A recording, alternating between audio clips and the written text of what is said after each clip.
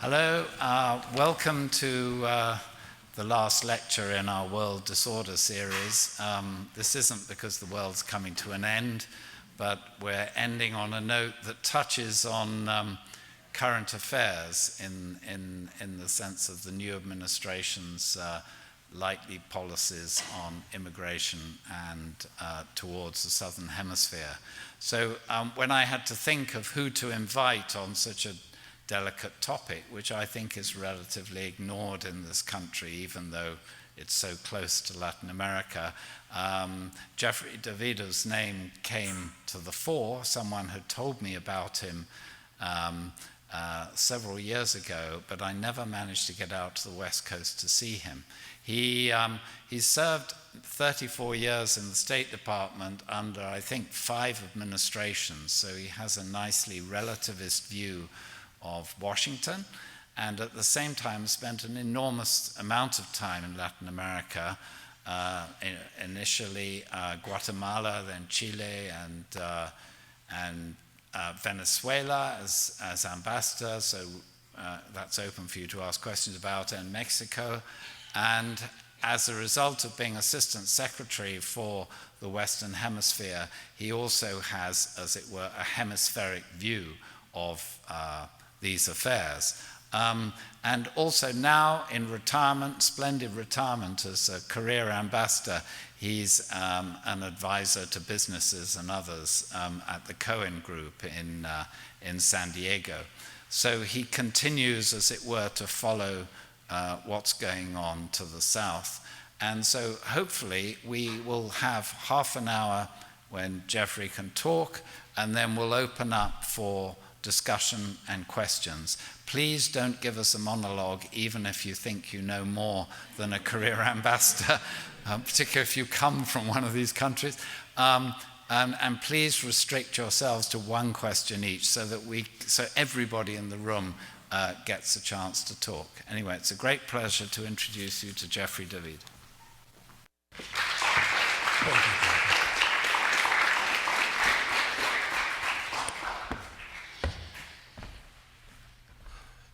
Thank you, Professor, and thank you all for coming. I am microphoned up, and if anybody cannot hear, raise your hand. All of you, I think, have had the experience I've had on many occasions, especially speaking to classes in an auditorium, and about 10 minutes in, the eyes are even more blank than usual, and I'll say, "Can you hear me?" And they'll go, "No." And I'll say, "Do you care?" And they'll go, "No." So if you can't hear me, at least raise your hand. I've been asked to talk about, in the context of this lecture series, and I'm very honored to be here, to talk about disorder in Latin America. And I think the point that I would make at the outset is that if one compares Latin America as a region to much of the rest of the world, Latin America is really in pretty good shape.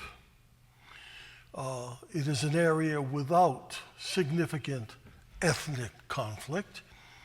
It is an area in which, in recent years, there has been, in many countries, significant economic advance and reduction in poverty. There are no ongoing international conflicts in Latin America. And with the signing of a peace agreement in Colombia in the fall, the last true Latin American insurgency is now over. So Latin America actually is a zone of peace. Don't misunderstand me. I don't want to come across as a Pollyanna. But when I compare Latin America to what it was, for me and maybe for many in this room, although I think I'm older than most, this is not the Latin America that was what I grew up with. You know, the Latin America of my formative years was a place of insurrection, coups, counter-coups, violence, almost continually. In fact, you know, Latin America was a violent place full of insurrection. That was just taken as standard. I mean, it was one of the things that, if my mother had talked about those things, she would have said, along with, the Japanese can't make anything worth buying, and the Chinese children are starving, and the Russians are going to bomb the hell out of us. But the idea of Latin America as a zone of great conflict and violence was part of my life.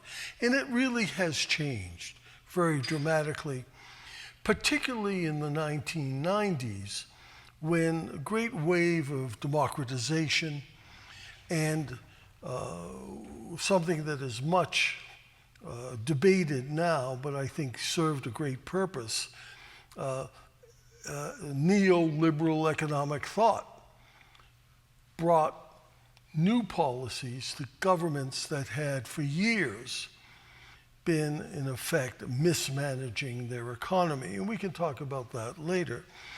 There is, however, one country in Latin America which in some ways looks like one of the old places, and that's Venezuela. Venezuela is a country that is on, I don't like to say, it appears to me on its last legs.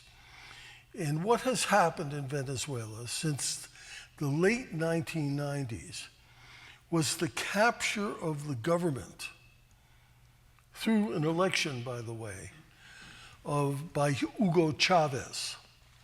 And Chavez was a classic Latin American populist. Now, I know we use the term populist very much, and we apply it to all sorts of people. But essentially, Chavez was classic in that he was able to take the resources of the state, which in oil-rich Venezuela are considerable, and split them up and hand them out. Free gifts to the population, which of course loved him for this. He also was an autocrat, and he took over, slowly in some cases, rapidly in other cases, all elements of the government, the judiciary, the electoral commission, the military. And while maintaining the shell of these institutions, they really were run by him. And the private sector, which served as a voice against Chavez, both domestic private sector and national, were nationalized, giving the government even more money to dispense. Well, it's not difficult to figure out what happened. The government mismanaged it all. It ran out of money. It became increasingly autocratic. It's very similar to a case that both Professor Haslam and I have studied closely, which was Allende's Chile, where whatever might have been good intentions turned into an inept autocracy. Well, Chavez died, 3 or 4 years ago. He's been replaced by someone who is more inept than he is. But because the government controls all levers of power, particularly the military, the Maduro government is still hanging on. And you've all read stories about literally starvation in Venezuela. A report by, I think it was the Pan American Health Organization, just last week, said that in the last few years, the average weight of Venezuelans has gone down 20 pounds per adult. So we're living in a society in which people are horribly afflicted by their government. Why has there not been a change? I think it is because the administration of Chavez and now Maduro have done a good job of figuring out who they have to keep happy, particularly the army, particularly the police, particularly some apparatchiks.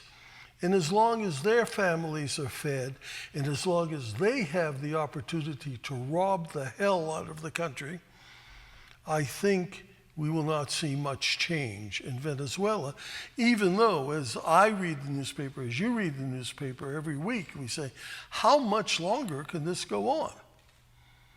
So, I don't know. I don't have the answer for that. Other countries in Latin America, when Chavez was running high, moved in that direction, notably Ecuador, Bolivia, and Nicaragua. And we see in all three of those countries tendencies along the Venezuelan line. Autocracy, constant populism in terms of giving out government welfare, the governments and the economies suffering greatly, inflation and what have you. None of those countries has gone as far as Venezuela. They could have difficulties, but as of now, they are sort of moving along. The U.S. position in relation to Venezuela is, in my view, illustrative, because one of the elements of the old Latin America was a highly intrusive United States. We grew up with this, we know this. In the history of American intervention in Latin America is notable and much commented upon and part of the national myths of most Latin American states. That essentially ended, now there may be people who will disagree, I'm sure there will be, with the end of the Cold War. The United States had intervened in Latin America over the years, over the century, actually since the late 1800s. The motivation had changed as the world scene had changed.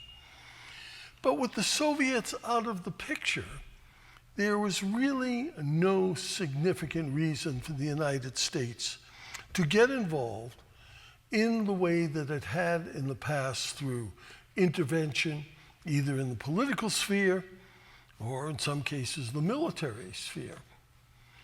And so interestingly, as Chavez and his successor have run Venezuela into the ground, as they have nationalized, including many American companies, the U.S.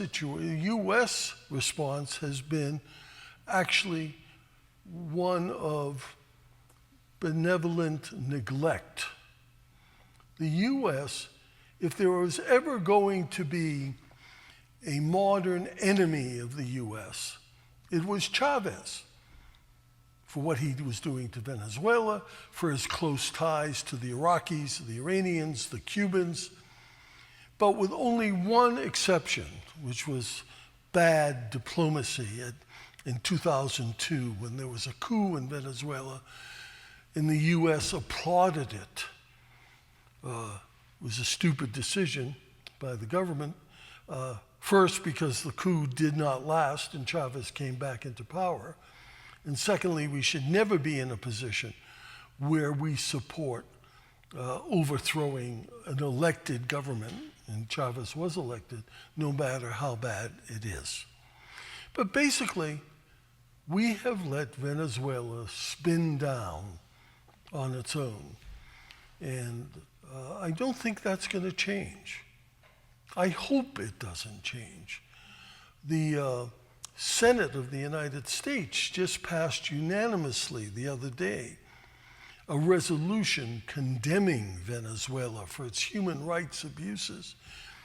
And that's okay as long as it doesn't set the stage for other direct action.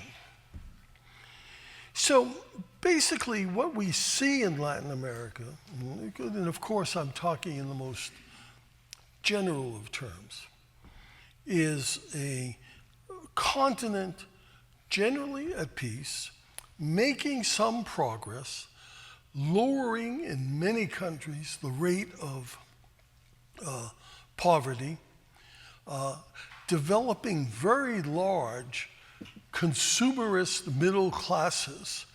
And if any of you have been to Latin American capitals in recent years, it's obvious by the number of cars on the streets and the new apartment buildings and what have you, that economically Latin America has changed greatly. Now, it would be foolish not to mention that the disparity between wealth and non-wealth in Latin America is, by the way, the largest in the world. That has not changed, even though the number of people living in abject poverty has changed and has been reduced. And of course, that kind of difference in society can always lead to difficulties. Just 10 days ago, the police in the Brazilian state of Espírito Santo went on strike. And the response was absolute bedlam and chaos, looting, rioting, what have you, which indicated that beneath the surface of Brazilian society, there is tremendous anger and tremendous possibility for violence. But if I had my druthers, I'd still rather live in Latin America than other regions of the world. Excuse me. Let me shift gears right now and talk about Mexico, because it's important for reasons that you understand. What has happened in Mexico in the last 25 years has been nothing short of amazing. Again, the images of Mexico that I grew up with, and most Americans, the man in the large sombrero sitting by the cactus, well, it was never true. And certainly with the advent of NAFTA, the Mexican economy has boomed. The middle class in Mexico is gigantic. Mexico is our second largest customer in the world. We sell more to Mexico than we do to Japan, than we do to Germany, than we do to China. By the way, we sell more to Mexico than we do to all of those countries combined. The Mexican economy is thoroughly integrated via NAFTA into the US economy. And as the economic changes came about in Mexico, there has been a profound change in the nature of Mexican politics and culture. How? Well, you remember that Mexico was in effect a one-party state for 71 years. In 2006, an opposition candidate won. Was it 2006? I'm sorry, 2000. Yeah, 2000. Yeah, this is what happens when you get old. I was there, so I can remember. And that change in politics, setting up that conflictive two-party, three-party state, would not have come without the cultural and economic changes brought about by NAFTA. More and more young, middle-class, politically active engineers and businessmen people who travel nonstop to the United States. And part of the change in Mexican culture and politics has been, over the last 25 years, a significant change in the underlying mythology and cultural orientation of Mexico. For years, the default position of Mexico and Mexican politicians was anti-Americanism. And they do have some reason to be pissed off, considering we stole about half of their country in 1850. A very limited sense of humor about that. But what has happened is that because of the economic integration, this has changed. I'm not saying Mexicans love us, although I think actually there is great admiration for the United States and Mexico.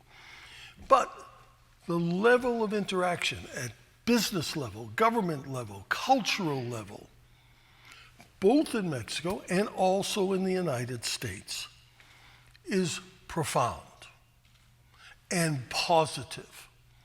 And I could go into great detail. What we are seeing now with the current U.S. administration's focus on Mexico is, in my view, I'm trying to be objective, it's a level of scapegoating that really does not take into consideration the reality of the situation and the relationship, and is dealing with, in the question of immigration and in the question of job loss, two significant problems in the United States, which successive administrations, Democratic, Republican, have, through their ineptitude, not faced. The United States has lost jobs to Mexico, no question. But a very small fraction of the 5 million manufacturing jobs that have disappeared in the United States. The figure I saw was about 700,000 of those went to Mexico. And that's a lot of people, but in an economy that creates 200,000 jobs a month, it's not that important. What has happened in American society, and you all know this, and forgive me for parroting the commentators, we have lost jobs to globalization, to automation, to robotics, to greater productivity. We produce more in the United States in terms of value, in terms of product, than we ever have in the past, but we do it in a much more efficient way than we had before with fewer workers. But because we have not, as a nation, and I place blame on all administrations, come to terms with this reduction in the workforce, with government policies to retrain, to aid, to do everything that has to be done, it is very easy for Mr. Trump to say, all of you people in the Rust Belt who have lost your jobs, well, they've gone to Mexico. No, they haven't. They haven't. It's an easy target, but it's false. Similarly, on immigration, I don't think we can deny that in recent years, there has been, particularly in the 90s and early in this century, a very significant increase in the number of Mexicans coming into the United States. The numbers themselves, and we think there may be probably 6-7 million undocumented Mexicans among the 11 million undocumented people. The numbers themselves are, while important, I think are less important than the dispersion of Mexican migrants into the United States. Let me explain. Up until the last 10, 15 years, most migrants who came went to one of 5 states, California, Texas, Illinois, New York, Florida, and worked in specific areas, particularly agriculture. What we have seen in the last 2 decades is the Mexicanization of American society, where one can go to almost any small town in the South or Midwest and find a taco stand. I, as you could probably see, could live on tacos. But this dispersion and the arrival of these others has been troubling in the less cosmopolitan parts of the country. It's a clear fact. Those 5 states that I mentioned, California, New York, or the big cities, Chicago, Los Angeles, New York, that's not where the anti-immigration sentiment is. I don't mean to say that everybody in New York likes everybody. They just don't give a damn. But an influx into a small town in Ohio or North Carolina has been upsetting to many. Well, here, as in the question of lost jobs, Mexico has become the scapegoat. First, because of the economic growth in Mexico, plus the decline in the U.S. economy, which has now popped back up, more Mexicans leave the United States than enter the United States. The net flow of Mexicans is 0. Now, true, there are others who come through Mexico, particularly Central Americans, which is a sad and tragic situation. But the question is, Mexico is not our enemy in terms of migration. Nobody is. And because, just as in the question of jobs and job loss, successive U.S. governments have been incapable of dealing with immigration. And I think most people would agree that undocumented aliens, illegal immigrants, whatever you would call them, it would be healthier to channel that flow into something legal, maybe restricted, not broken. U.S. immigration policy and administration has been broken for the last 20 years, and we have been incapable of doing anything as a body politic. Well, along comes Mr. Trump. This is a convenient target. There's the concern about lost jobs. There's really no indication, the economists tell me, or what I read, that the Mexicans are taking the jobs that were lost. There is different issues. But this is very appealing. And it appeals to a very old and continuing strain of nativism in the United States. But these are problems that we're confronting now because we haven't been able to look at them seriously in the past. Fixing the manpower and training problem in the United States. Fixing the question of undocumented aliens. Now,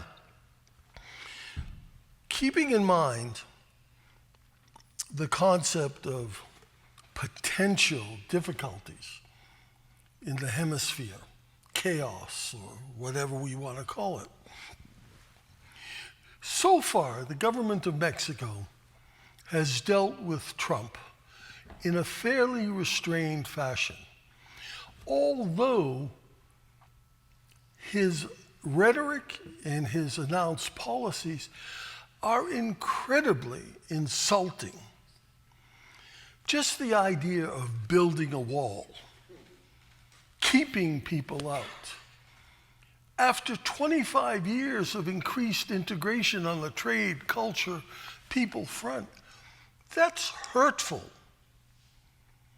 That is horrible, the way Mexicans were referred to during the campaign. And last night's State of the Union, focusing at length on victims of undocumented aliens. All of this is really very frightening and difficult for Mexicans psychologically.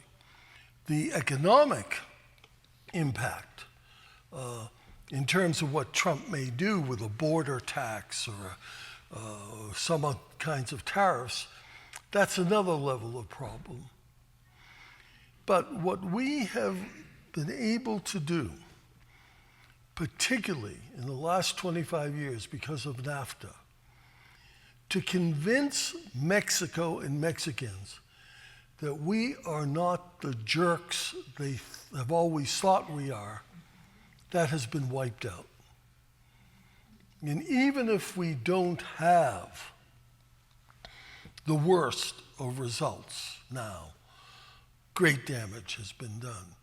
Now, let me just finish by saying this, although the government of Mexico has acted generally responsibly, this old anti-Americanism, the hurt feeling, is not very far below the surface.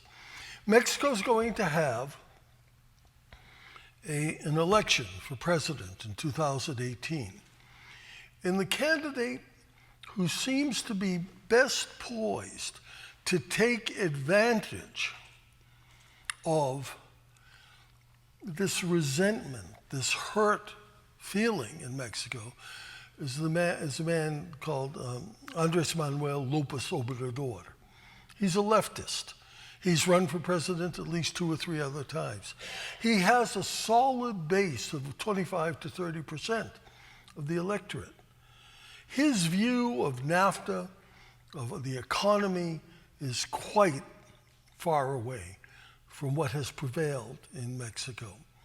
Mexico does not have a runoff system. It has one general election. It will probably have 3 or 4 candidates. So the guy who can get 25, 27, 30% of the popular vote is going to be the next president. And the difficulties that we will have, and Mexico will have, by installing a president who in his own way reciprocates a lot of the sentiments of Mr. Trump, is very troubling. So if we're going to look ahead and talk about disarray in Latin America, we don't have to look very far from our southern border. Well, let me stop there. And as I'm talking, I'm thinking, gee, am I really saying that? That doesn't sound right to me. So you can catch me up on everything wrong I've said.